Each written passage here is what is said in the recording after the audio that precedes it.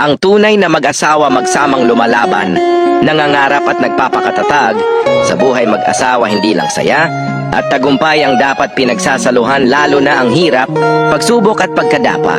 Hindi dapat kapag may problema, naisip mong sumuko o iwan ang iyong kabiyak. Pero kapag may tagumpay at kasayahan, bigla kang nandyan.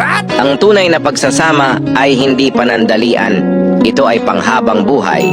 Ito ay kasangga sa hirap at ginhawa. Walang hihigit pa sa mag-asawang magkasamang humaharap sa bawat hamon ng buhay, yung kahit anong mangyari. Hindi nangiiwan, hindi bumibitaw, at hindi sumusuko sa isa't isa.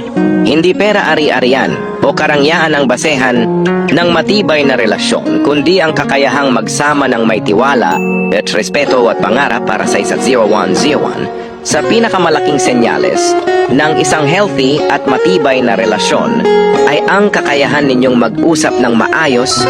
Mas inuuna ninyo ang pagpaplano para sa inyong kinabukasan kaysa sa pag-aaway tungkol sa pera. Hindi ninyo tinitingnan ang isa't isa bilang kompetisyon, kundi bilang partner sa buhay, magkasama sa pagdedesisyon, nagtutulungan at nagkakasundo sa mga pangarap na gusto ninyong makamit. Dahil sa dulo ng lahat, ang mahalaga ay hindi kung gaano kayo kayaman o kung gaano karami ang meron kayo.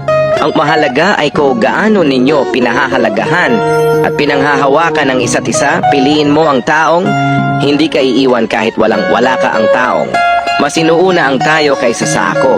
Dahil ang tunay na pagmamahal ay hindi lang sa saya at kasaganahan, ito'y sa hirap, sa sakripisyo, sa pag-unawa at sa pangarap na sabay ninyong binubuo.